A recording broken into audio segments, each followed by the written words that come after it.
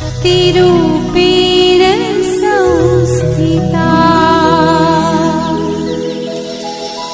नमस्तस्यै नमस्तस्यै नमो नमः। બેંક ખાતાના પ્રકારો. બેંકનું કાર્ય થાપણો સ્વીકારવાનું છે. બેંકના વિવિધ પ્રકારના ખાતા ખોલાવતી વખતે તેમજ બેંકની અન્ય સુવિધાઓ માટે બેંક મધ્યસ્થ બેંકના નિયમ પ્રમાણે કેવાયસી માટેનું ફોટાવાળું માન્ય ઓળખ કાર્ડ અને રહેઠાણનો પુરાવો માગે છે. કે બેંક ખાતાની અંદર જે છે એ થાપણો સ્વીકારવાનું હોય છે, એટલે મધ્યસ્થ બેંક પોતાના નિયમ પ્રમાણે શું કરે છે તો કે કેવાયસી માટે ફોટાવાળું માન્ય ઓળખ કાર્ડનો રહેઠાણનો પુરાવો માગે છે. તો જેમ કે આપણું આધાર કાર્ડ જે છે એ ફોટાવાળું રહેઠાણનો માન્ય પુરાવો છે. પહેલું છે બચત ખાતું. તો કે લોકો દ્વારા ચૂકવવામાં આવતી થાપણ કે જેમાં બચતનું તત્વ સમાયેલ હોય છે. આ ખાતામાં નિશ્ચિત દરે વ્યાજ ચૂકવવામાં આવે છે. કે લોકો દ્વારા ચૂકવવામાં જે કોઈ પણ થાપણ આવે છે તેમાં શું છે તો કે બચતનું તત્વ સામેલ હોય છે અને આ ખાતાની અંદર કોઈ નિશ્ચિત દરે વ્યાજ ચૂકવવામાં આવતું હોય છે. આ ખાતામાં જેટલા દિવસ માટે જેટલી રકમ જમા હોય તેટલા દિવસનું વ્યાજ મળે છે. આ ખાતામાં કોઈ એક નિશ્ચિત રકમ હોય છે અને કોઈ નિશ્ચિત સમય માટે તેમને વ્યાજ ચૂકવવામાં આવતું હોય છે.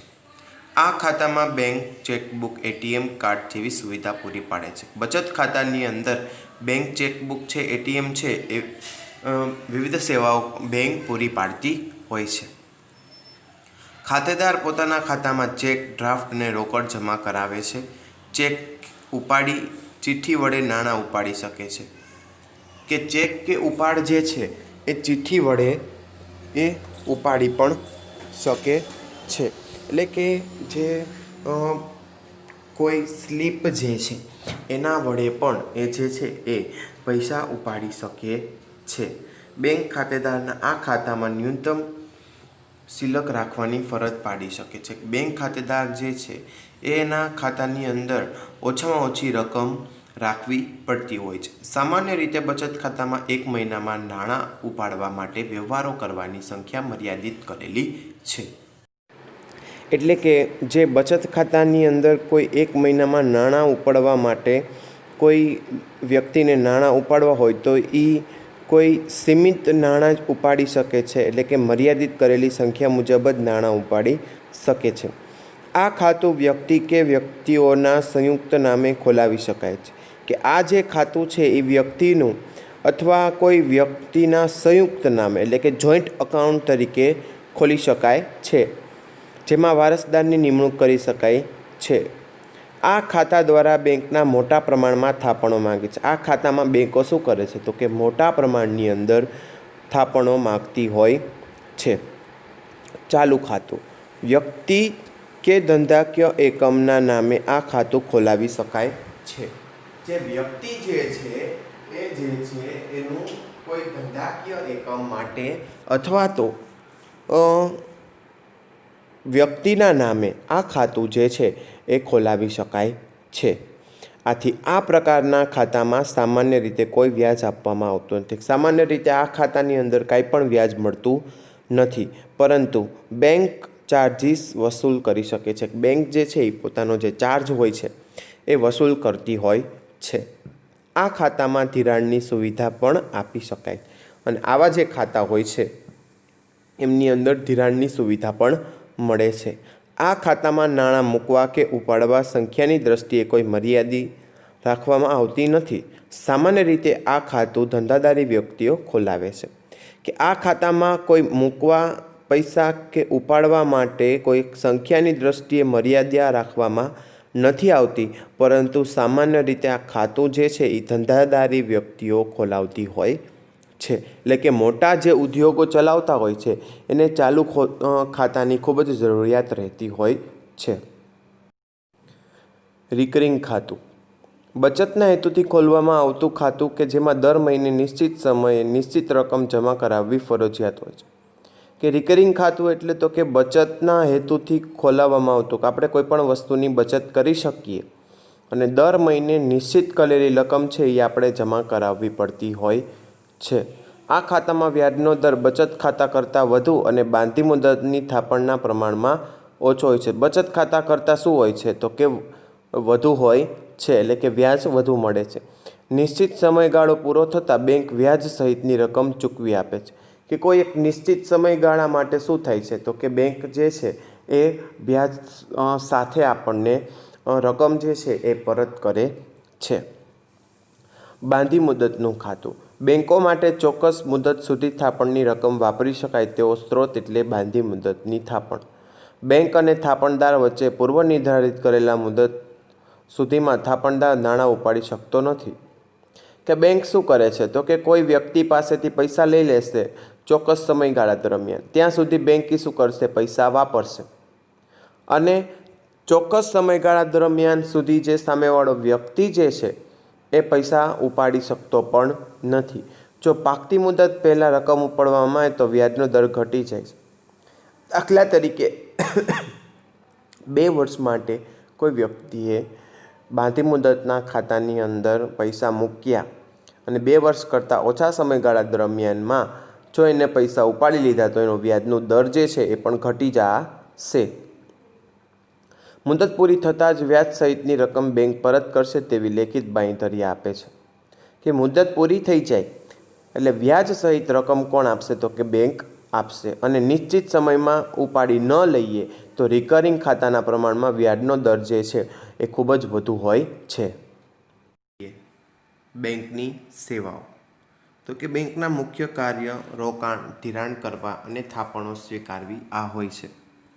આ ઉપરાંત બેંકના અનેક કાર્ય જેવા કે ગ્રાહકને નાણાકીય વ્યવહારો સંભાળવા, શાકપત્રો આપવા, ટ્રાવેલ્સ ચેક આપવા, ડ્રાફ્ટ ઇસ્યુ કરવા, RTGS, NEFT, bank overdraft, loan, credit card, debit card, car banking સાથે સંબંધિત હોય તેવા કાર્ય પણ બેંક કરતી હોય છે.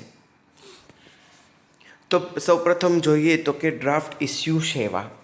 તો કે બેંક જે છે એ ડ્રાફ્ટ ઇસ્યુ કઈ રીતના કરે તો કે ડ્રાફ્ટ એટલે કોઈ એક બેંક અન્ય બેંકની શાખા પર લખેલો ચેક. એ કોઈ એક બેંક જે છે એ બીજી બેંકને શાખા પર જે ચેક લખે એને શું કહે તો કે ડ્રાફ્ટ ઇસ્યુ સેવા. ડ્રાફ્ટમાં વ્યક્તિના નામનો ઉલ્લેખ હોય છે અને તે વ્યક્તિને નાણાંની ચૂકવણીનો હુકમ આપવામાં આવે છે. ગ્રાહક પાસેથી પૂરતું અવેજ મેળવ્યા બાદ બેંક ડ્રાફ્ટમાં નિર્દેશ કરેલ વ્યક્તિને નક્કી રકમ ચૂકવવાની ખાતરી આપે છે. એ ગ્રાહક પાસે જે પૂરતું અવેજ મળી ગયા બાદ બેંક ડ્રાફ્ટની અંદર જે નિર્દેશ કરેલ વ્યક્તિ જે છે તેની નક્કી કરેલી ચૂકવવાની જે છે એ ખાતરી આપતી હોય છે. કોઈ વ્યક્તિ જ્યારે અન્ય કોઈ વ્યક્તિને નાણાં મોકલવા માગતા હોય તો તે બેંકમાં જઈ નાણાં અને બેંકની ડ્રાફ્ટનું જે કમિશન આપવું પડે તેટલા નાણાં આપીને ડ્રાફ્ટ કાઢી આપવા વિનંતી કરે છે. કે કોઈ વ્યક્તિ જે છે એ જ્યારે પણ કોઈ અન્ય વ્યક્તિને નાણાં મોકલવા માગતા હોય તો તે બેંકમાં જઈ નાણાં અને બેંકને ઓવરડ્રાફ્ટનું કમિશન આપવું પડે તેટલા નાણાં આપીને ડ્રાફ્ટ કાઢી આપવાનું એક ખૂબ જ મોટી વિનંતી કરે છે. નાણાં મોકલનાર જેના નાણાં આપવા માગે છે તેના નામનો ડ્રાફ્ટ બેંક કાઢી આપવાનું કહે છે. બેંક નાણાં લેનારના નામનો નાણાં લેનારના સ્થળની પોતાની શાખ અથવા સાથે સમજૂતી થઈ છે. કે બેંક શું કહે છે તો કે નાણાં આપવા માગે છે અને બેંક ડ્રાફ્ટ પણ કાઢી આપવા માગે છે અને જ્યારે નાણાં લેનારના નામનો ચેક પોતે લે બરાબર ત્યારે સમજૂતી થાય અને બેંક શું કરે છે ત્યારે જ રકમ ચૂકવે છે. ડ્રાફ્ટ અકાઉન્ટ પે હોવાથી જેનો નામનો લખાયો હોય તેના ખાતામાં જમા એટલે તો કે ડિમાન્ડ ડ્રાફ્ટ અથવા ચેક જે છે એ અકાઉન્ટ પે હોય એટલે કે માત્ર ને માત્ર તે ચેક છે એ ખાતામાં જ જમા થઈ શકે, કોઈ એ ચેક ઉપાડી શકે નહીં. આવો ડ્રાફ્ટ ચેકની જેમ રિટર્ન થવાની સંભાવના રહેતી નથી. આવો ડ્રાફ્ટ જે છે એ સામાન્ય ચેક છે એ રિટર્ન થઈ શકે છે પણ આવો જે છે એ રિટર્ન થઈ શકવાની શક્યતા નથી રહેતી. Bankers cheque. કે પે ઓર્ડર. કે પે ઓર્ડર કઈ રીતના કરે? તો કે બેંક ડ્રાફ્ટ જેવી અન્ય કેટલીક સેવાઓ આપે છે, જેમાંની એક બેન્કર્સ ચેક છે. કે બેંક છે એ ઘણી સેવાઓ આપે છે, જેમાંની એક શું છે? તો કે બેન્કર્સ ચેક છે. બેંક સ્વીકારેલ રકમના બદલામાં જે ચેક આપે છે તે પે ઓર્ડર કહેવાય છે. કે બેંક પોતાના સ્વીકારેલ રકમના બદલામાં જે કાંઈ ચેક કે એવું આપે એને શું કહેવામાં આવે છે? તો કે એક પે ઓર્ડર તરીકે ઓળખવામાં આવે છે. બેંક દ્વારા ઇસ્યુ કરવામાં આવતા આવા પે ઓર્ડર તે જ શહેર કે ગામમાં વટાવી શકાય છે, અન્ય શહેર કે ગામમાં વટાવી શકાતા નથી. કે બેંક દ્વારા જે ઇસ્યુ કરવામાં આવે એ જ પે ઓર્ડર એ પોતાના ગામ અથવા પોતાના શહેરની અંદર એ વટાવી શકે છે, અન્ય ગામોની અંદર એ વટાવી શકતા નથી. Real time gross settlement RTGS. તો કે આરટીજીએસ સભ્ય બેંકમાંથી નાણાં ભારત દેશની અન્ય કોઈપણ આરટીજીએસ સભ્ય ધરાવતી બેંકમાં ફેરબદલી કરવાની પદ્ધતિને આરટીજીએસ કહે છે. આરટીજીએસ એવી વસ્તુ છે કે એ માત્ર ને માત્ર બેંકના શાખાના ઓળખ આઈએફસી કોડથી જ થાય છે. કે મારે અત્યારે કોઈપણ વ્યક્તિને પૈસા મોકલવા છે તો બેંકનો આઈએફસી કોડ જરૂરી છે, જે 11 ડિજિટલનો આલ્ફા ન્યુમેરિક સ્વરૂપમાં હોય છે. IFC code institute four development and research on banking technology IDRBT Hyderabad દ્વારા ફાળવવામાં આવે છે. રિયલ ટાઈમ ગ્રોસ સેટલમેન્ટ એ ભારતની કોઈપણ બેંકમાંથી ભારતની અન્ય બેંકમાં નાણાંની ફેરબદલી કરવાની પદ્ધતિ છે. કે આરટીજીએસ જે છે એ આપણે એક બેંકમાંથી બીજી બેંકમાં નાણાં ટ્રાન્સફર કરવા હોય તો એના માટે જે છે એ હૈદરાબાદ દ્વારા ફાળવવામાં આવતી આઈએફસી કોડ છે. આ પદ્ધતિમાં રિયલ ટાઈમ જે તે સમયે ગ્રોસ સેટલમેન્ટ એટલે વ્યવહાર પ્રમાણે જમા કે ઉધાર તેને આરટીજીએસ કહેવામાં આવે છે. કે આપણે કોઈ પાસેથી નાણાં લેવા હોય અથવા એને દેવાના હોય તો એ આરટીજીએસ દ્વારા થઈ શકે છે. આરટીજીએસ પદ્ધતિમાં ભારતની એક બેંકના ખાતેદારની રકમ ભારતના અન્ય કોઈપણ બેંકના ખાતેદારના ખાતામાં જમા કરાવી શકાય. કે ભારતની અંદર કોઈપણ બેંક જે હોય અને એ પૈસા જે છે એ કોઈપણ બીજા વ્યક્તિના કોઈપણ બેંકના ખાતાની અંદર આપણે જમા કરાવી શકીએ છીએ. આ નાણાંનો રોકડ વ્યવહાર કરવામાં આવતો નથી. આથી ગ્રાહક અને લાભાર્થી બંનેના બેંકમાં ખાતા હોવા જરૂરી છે. કે આ નાણાં જે છે એનો રોકડ વ્યવહાર નથી કરવામાં આવતો, એટલા માટે જ આથી ગ્રાહક અને લાભાર્થી છે એ બંને શું કરે છે? તો કે બેંકના તેમને ખાતા ખૂબ જ હોવા જરૂરી બનતું હોય છે. બંને બેંક પાસે આઈએફસી કોડ હોવો જરૂરી છે. કે બંને બેંક પાસે શું છે? તો કે આઈએફસી કોડ હોવો જરૂરી છે. આરબીઆઈ દ્વારા આરટીજીએસ પદ્ધતિમાં 2 લાખ કે તેથી વધુ રકમ જમા કરાવવાની સેવા આપે છે. કે રિઝર્વ બેંક શું કરે છે? તો કે આરટીજીએસમાં 2 લાખથી વધુ પણ કોઈના ખાતામાં જમા કરાવવા હોય તો એ શક્ય બને છે. આ પદ્ધતિમાં જે દિવસે રકમ જમા કરાવવાની સૂચના ગ્રાહક તરફથી આપવામાં આવે તે જ દિવસે રકમ ગ્રાહકના ખાતે ઉધારીને તેમણે જણાવેલ વ્યક્તિના ખાતામાં જમા કરાવવામાં આવે.